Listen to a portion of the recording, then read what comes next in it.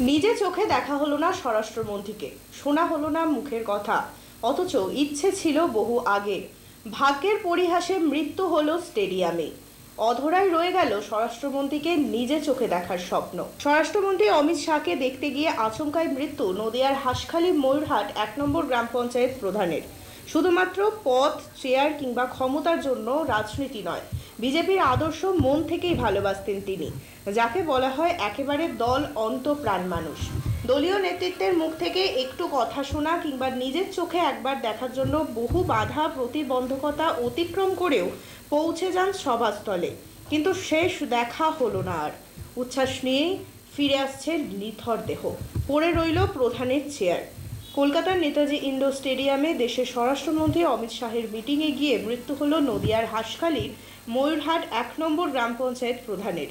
রবিবার সূত্রে জানা গিয়েছে, আজ সকালে ট্রেন ধরে অমিত শাহের মিটিংয়ে যান প্রধান দীপঙ্কর দাস। মিটিং শেষ হওয়ার পরে বুকে যন্ত্রণা অনুভব করেন তিনি। সঙ্গে সঙ্গে স্থানীয় কর্মীরা প্রধানকে এসএসকেএম হাসপাতালে নিয়ে যায়। হৃদরোগে সেখানেই মৃত্যু হয় প্রধানের। স্থানীয় তৃণমূল নেতৃত্ব বিপুল ঘোষ ও শাসক দলের পক্ষ থেকে দুঃখ প্রকাশ করে জানিয়েছেন, রাজনৈতিক মতাদর্শগতভাবে পার্থক্য থাকতেই পারে, তবে দীপঙ্কর বাবু একজন সৎ, ন্যায়নিষ্ঠ দলীয় অনুগত কর্মী ছিলেন, তাই তার আচমকা মৃত্যুতে শোকাহত গোটা দল। রাজনীতি বাদেও তিনি সর্বদা সমাজের বিভিন্ন ভালো কাজে যুক্ত থাকতেন, তাই দল মত নির্বিশেষে তার উপর ভরসা করত স্থানীয় মানুষ। অন্যদিকে বিজেপির গ্রাম পঞ্চায়েত সদস্য উজ্জ্বল বিশ্বাস সহ অনেকেই এই মৃত্যু এখনো পর্যন্ত মেনে নিতে পারছেন না। সকল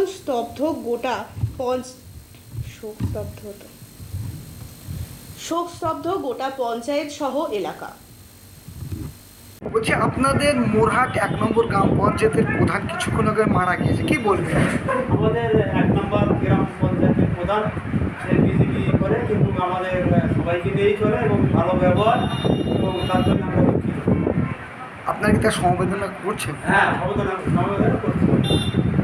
আপনারা কি করেন? হ্যাঁ, আমরা তৃণমূল। আপনার নাম? আমার নাম বিপুল ঘোষ।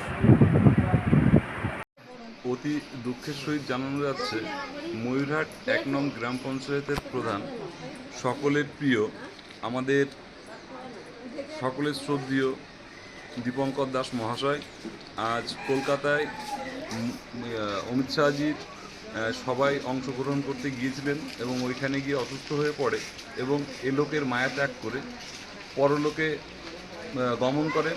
ওনার চিরবিদ্রোহী আত্মার শান্তি কামনা করছি এবং পুরো ময়ূরহাট 1 নম্বর অঞ্চলের প্রতিটা মানুষ এই ঘটনা শোনার পরে শোকস্তব্ধ, এবং আমরা ওনার আত্মার শান্তি কামনা করি।